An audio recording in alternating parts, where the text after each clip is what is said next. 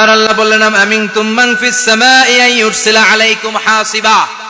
নিচে যেমনি কার্পেটিং করা জমিনের ভেতরে অগ্নুৎপাত রেখে দিয়েছি, মাথার উপর থেকে আযাব দেওয়ার সুযোগ আছে না নাই?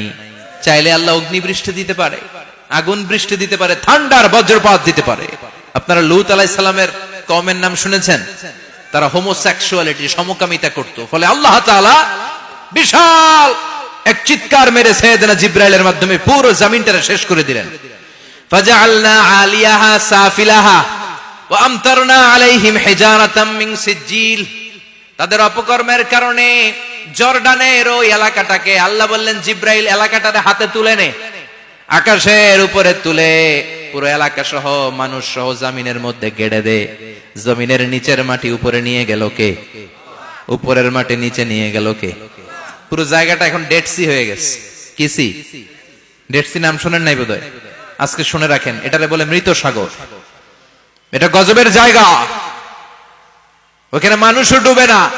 লবণের ডেনসিটি, সল্টের ডেনসিটি এত হাই, এই পানির মধ্যে এত গজব, এর মধ্যে কোনো মাছ জন্মায় না, চিংড়ি জন্মায় না, কাঁকড়া জন্মায় না, ব্যাং হয় না, শ্যাওলা হয় না, কিচ্ছু বাঁচে না। এটা গজবের জায়গা। চিল্লায় বলেন ঠিক কিনা?